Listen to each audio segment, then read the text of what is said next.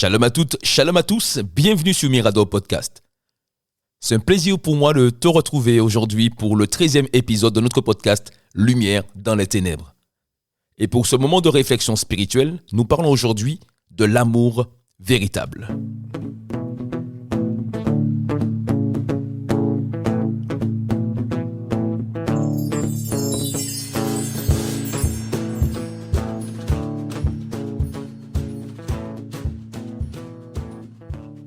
Et si aujourd'hui, ensemble, on redéfinissait l'amour? Car selon certaines idées reçues, la personne qui dit non n'aime pas. Celle qui refuse n'aime pas. Celle qui se sépare n'aime pas. Celle qui n'aide pas son prochain n'aime pas. Et la liste en serait longue. Et peut-être d'ailleurs que toi aussi tu as déjà vécu ce genre de situation. Où tu as été entre guillemets accusé de manquer d'amour.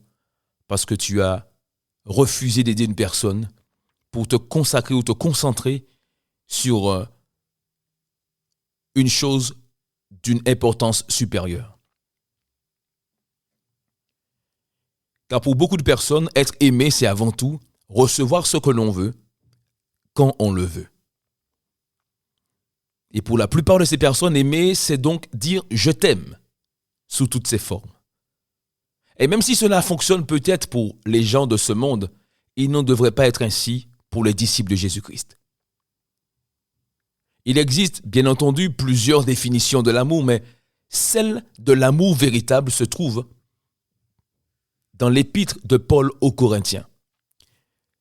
Dans ce premier épître, le chapitre 13, versets 4 à 7, il est dit que l'amour est avant tout patient et plein de bonté.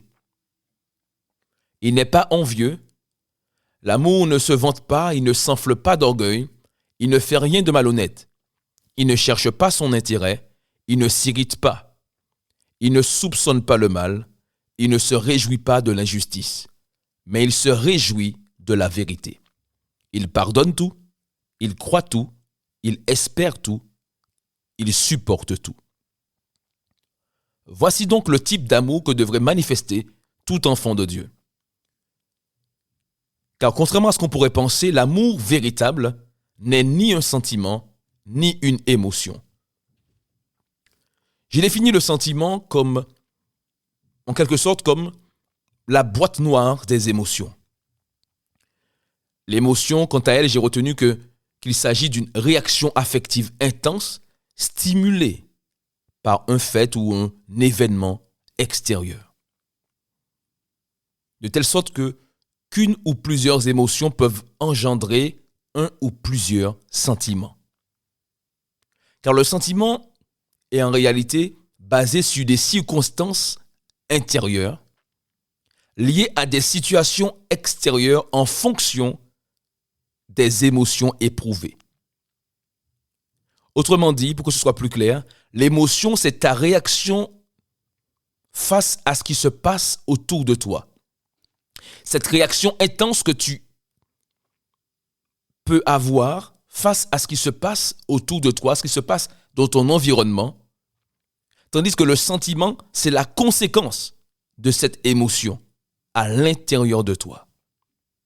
Par exemple, durant cet épisode, je pourrais parler de telle sorte que tu éprouves une ou plusieurs émotions, positives ou négatives. Et à l'issue, tu pourrais ne plus te souvenir de mon message. Mais tu retiendras les émotions que tu auras éprouvées durant ce message.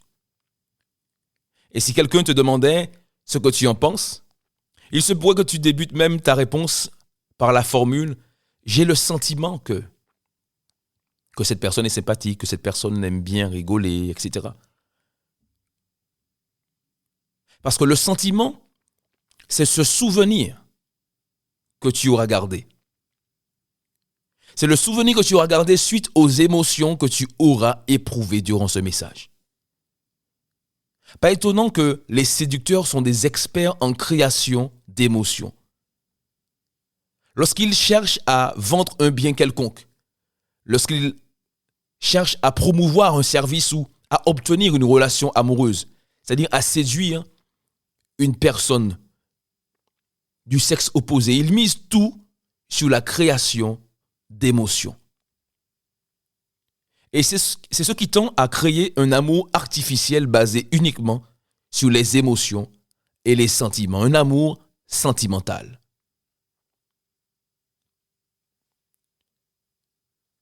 C'est d'ailleurs ce qui se passe lors des coups de foudre, ce qu'on appelle communément le coup de foudre amoureux. C'est cette réaction affective intense, souvent instable et de courte durée dans une relation. C'est une situation comme incontrôlable et surtout incontrôlée.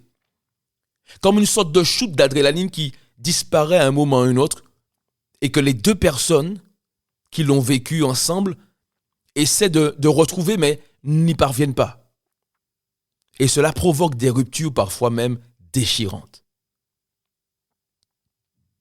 Il s'agit là de l'amour sentimental. En revanche, l'amour véritable est basé, lui, sur la patience et la bonté. Comme nous le dit le verset 1 Corinthiens 13, verset 4. L'amour véritable est basé sur la patience et sur la bonté. En d'autres termes, sur l'aptitude à persévérer sans se relâcher et sur la qualité morale qui a pour objectif de toujours faire ce qui est bon, de toujours faire ce qui est bien. L'amour véritable, voilà sur quoi il est basé. La patience et la bonté. Il est dit que l'amour est patient, il est plein de bonté. Tu pourrais même remarquer la structure de ce verset. On dirait qu'il est fait en 3 parties. La première partie établit, met en avant, met en exergue la base même de l'amour véritable, qui est la patience et la bonté. Et continue en disant ce que l'amour n'est pas. L'amour n'est pas envieux, il ne se vante pas, il ne s'enfle pas d'orgueil, il ne fait rien de malhonnête, il ne cherche pas son intérêt, il ne s'irrite pas, il ne soupçonne pas le mal, il ne se réjouit pas de l'injustice. Et la troisième partie, c'est ce qu'il fait. Il se réjouit de la vérité. Il pardonne tout, il croit tout, il espère tout, il supporte tout. C'est ainsi que l'amour véritable est avant tout un état. Un état qui se manifeste avec douceur et bienveillance. L'amour véritable, il se manifeste dans la stabilité, dans l'équilibre et de manière continue. Il fait la promotion de la vérité, il ne cesse de croire et d'espérer le bien.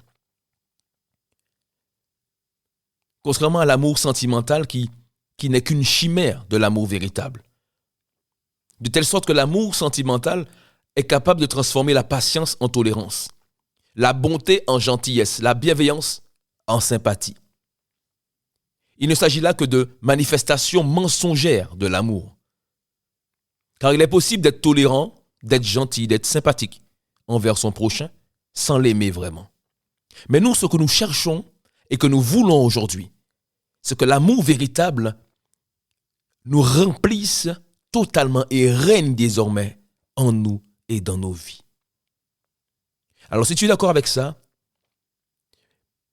prions ensemble. Car une fois que tu seras doté de cet amour véritable, il te sera possible désormais de vivre et de manifester une grande patience, d'expérimenter le contentement sans envier les autres. Tu pourras expérimenter les bienfaits et les fruits de l'amour véritable. Seigneur mon Dieu Tout-Puissant, nous te rendons grâce et gloire pour ta fidélité. Merci Seigneur pour ce message. Nous te prions Père vraiment de nous remplir de ton amour Seigneur. Nous acceptons ce soir, après avoir entendu ce message, d'abandonner toute forme, toute sorte d'amour que nous avions pu manifester jusqu'à aujourd'hui pour recevoir ton amour véritable, Père.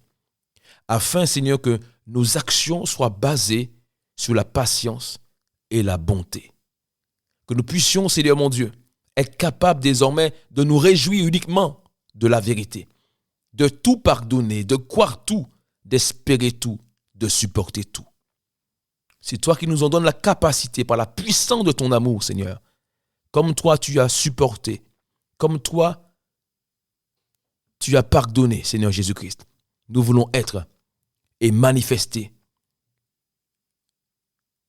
ta nature. Manifester l'identité que tu nous as donnée, Seigneur, en tant qu'enfants de Dieu. Nous te prions aujourd'hui.